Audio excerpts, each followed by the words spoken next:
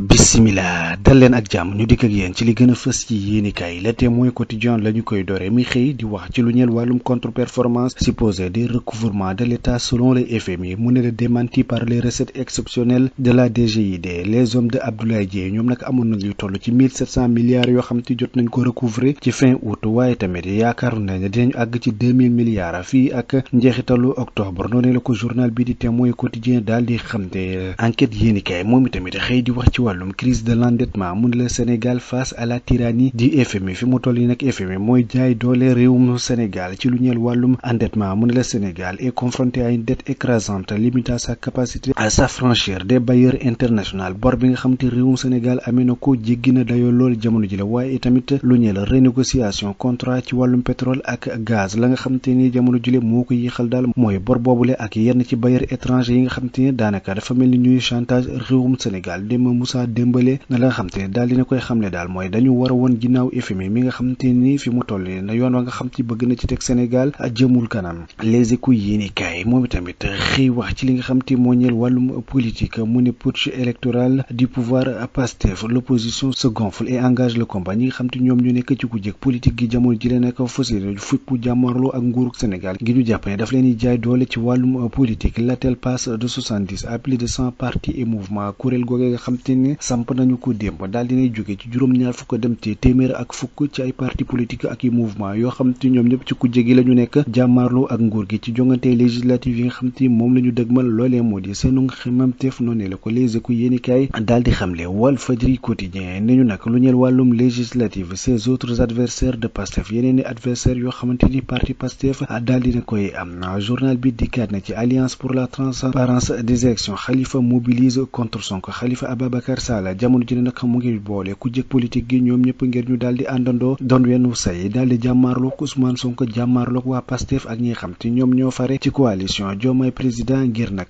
daal di leen daan ci élection législative yi nga xam te ni moom la ñu dëgmal Khalifa Ababacar Sall Anta Babacar Ngom Abdou Mbow ak seeni naataango noonee la ñu bëgg a doxale noonee la ko Walfadjri quotidien daal di xam de l'observateur yéenikaay nañu politique Amadou Ba la cible et l'énorme défi mu ne nag les raisons de l'attaque de Pastef et l'exigence de renouveau waaye tamit menace pour le pouvoir les conséquences sur son image ki nga xam te ni moo di Amadou Ba doole ji nga xam te taxawe na ko jamono ji le nag nekk ko ci ku jëkk politique yi ba tax na waa Pastef di ko attaqué di ko songu jamono ji ku jóg xam dara moom nga koy ŋàññi waaye tamit la nga xam te ni moom moo nekk liy xaar Amadou Ba ci yooyu lay jongante yëpp l'observateur yéeni kaay dikkaat na ci mu ne l'opposition s'attelle à combattre les illégalités du procédure électorale ñoom waa ku jëkk politique gi fi mu toll nii taxaw nañu temm doon wennaw say ndax nag la nga xam te jàpp nañ ni jaarul yoon ci élection législative ca nañu koy organiser nag ñoom duñu ko nangu l'observateur yéeni kaay xëy na itamit daal di lañ bët dund ki nga xam te moom moo di Jérôme Bandiaky secret de vie d'un passionné de l'armée relation ak Macky Sall ak Mimi Touré waaye tamit l'histoire bi nga xam te ni moom moo waral ñu daal di koy surnommé sniper ak la nga xam te moom moo nekk ces deux tentatives pour devenir légionnaire loolu lépp journal bii di l'observateur xëy na wax ci mu ñeel kon dund ki nga xam te moo di Jérôme Bandiaky mi ñu teg loxo jamono jile si du quotidien nañu nag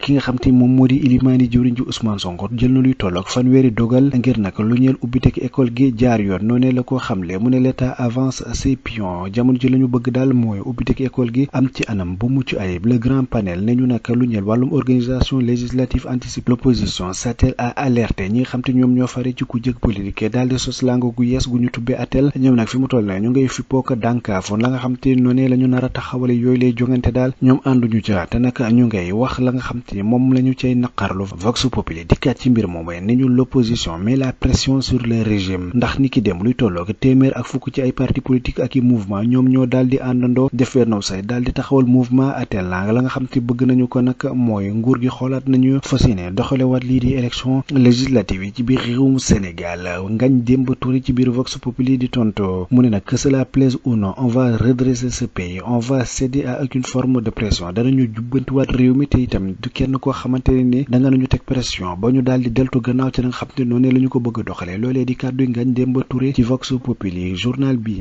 di l'indépendant yéenikaay mu ne nag élection législative di 17 novembre l'opposition lance appel ñi nga xam te ñoom ñoo di ku jëkk politique gi daal lancé nañu appel ñoom nag la ñu bëgg mooy jàmmaarloog nguurug Sénégal journal bi dikkaat na ci cana mu gën a yaatu tribune yéenikaay moom itamit xëy waxaat ci mbir moom mu ne en vue des élections législatives 110 partis et mouvements politiques lancent un bouclier pour la transparence transparence la ñu bëgg mooy lépp loo xam te warees nañ ko def ci élection législative yooyu mu ànd ak lu leer nañ noonu la ko journal bii di Tribune yéenekaay xam ne Dakar Time nañu poursuivi pour usurpation de fonction faux et usage de fonds en écriture privée et dénonciation Moustapha Ndiaye devant le procureur moom Moustapha Ndiaye la ñu koy toppe nag mooy maanaam usurpation de fonction waaye tamit ak càcc ak mbind moo xam te ni daal dina koy moomale boppam te lu ni mel du dëgg Dakar Time dikkaat na ci l'évidence quotidien ne ñu nag ONAS inondation ci Touba waaye tamit discours polémique ce soir ki accable Cheikh Tidiane Dièye luy toll ko junni ak ñaari téeméer ak fanweer ak juróom-ñett ci ay kër yoo xamante ne ndox mi nangu na ko foofee ci Touba ak luy toll ko fukk ak juróom benn ci ay xàll yoo xamante kenn mënatu fa jaar ndax ndox mu bari soxna Maimouna Dièye wàcc na nag ca mbedd ma ngir dimbali ñi nga xamante ni fi mu toll ni mbënd mi sonal na leen lool l'exclusif yéenekaay ne ñu presse à pouvoir le dégel fi mu toll ni am na ay waxtaan yoo xamante ni ñu ngi ko ciy xaarandiku loolu ne la ko journal bi daal di xamle L'As quotidien attelle à la place de la nation le 27 septembre niki ñaar fukki fan ak juróom-ñaar ci weeru sàttumbar le kuréel gi nga xam te moom la ñuy woowee attelle fas yéene dem foofee nga xam te moom moo di ca place de la nation amal ab dogaanu ñaxtu ngir naka daal di ñaalu na nga xam te noonu la ñuy taxawale élection législative yi ci biir réewum Sénégal journal bi dikkaat na ci na mu gën a yaatoo l'info quotidien dikkaat ci mbir moomu la transparence des législatives du 17 novembre 2024 l'opposition ban le rappel des troupes ñoom nag booloowaat nañu def wennaw say ngir jàmmarloo ak nguur gi xool na nga xam te noonu la ñu fas yéene doxale lii di élection yi lu ñeel wàllum redressement fiscal kër gi nga xam te moom moo di Woodside consigné luy tollook $40 milliards ci suñuy koppar moom la war a fay fisc bi ci biir réewum Sénégal garantie yi nga xam te joxe woon na ko nag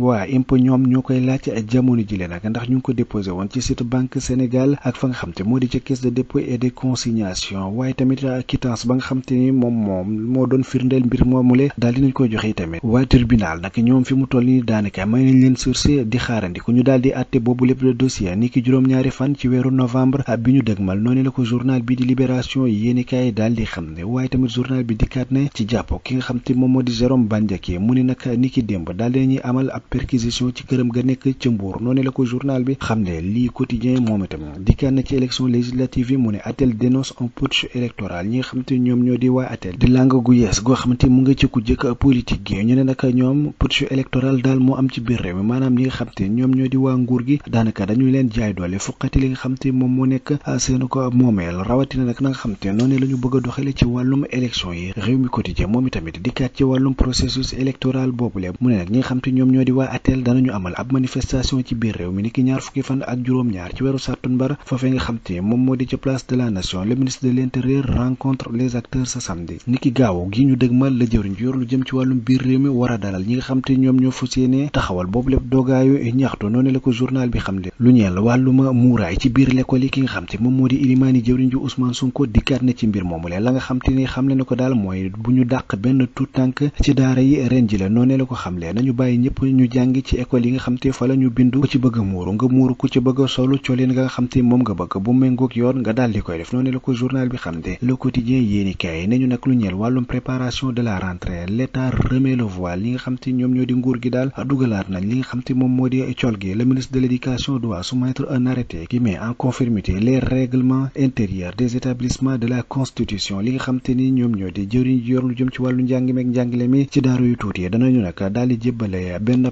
bataaxal boo xamante mooy wone rek lu ñeel lépp lu jëm ci règlement intérieur yi rawatina lu jëm ci col gi donc ya nga xam te dañ leen daan dàq ci école yi ñu doon jànge te nag ñu jàpp ni leen waralu ko woon lu dul col ga nga xam te dañ ko daan solo loolee nag nguur gi fas yéene na ci taxaw temm jamono ji lee ngir na ku ci nekk nga dem jàngi fa nga ko bëggee te kenn du la dàq noonu la ko journal bi daal di xam ne waaye tamit yor quotidien xëy naka daal di xamal ne jeunesse patriotique du Sénégal ñoom i tamit jàkkaarloo woon nañu ak presse bu Sénégal ngir wax nag ci wàllum politique ki nga xam te moom moo di Ngagne Demba Touré di njiit la moom nag yëkkati na ay kàddu yu mel ni xamee daal di koy wax ki nga xam te ni moom moo di Bougane Gueye Dany mu ne nag Bougane Gueye Dany dafa war a xamal askanu Sénégal koppar yi nga xam te amee woon na ko ci biir réewum Sénégal fan la ko jëlee woon ndax nag moom xëyul woon gontul woon jékkee-jékki rek yor ay milliards naam sax moom yoratul dara jamono jëlee te day gëmloo askanu Sénégal ni ba léegi moom dafa riche dafa bëri xaalis Ngagne Demba Touré nag nee na lu ni mel amatul ndax nag ki nga xam te moom moo di Bougane Gueye Dany yoratul dara jamono jëlee waaye tamit tekkiwul dara ci wàllum politique ndax nag élection municipale yi nga xam te amoon na ci 2022 moom Bougane Gueye Dany amu ci woon lenn lu dul 675 voix maanaam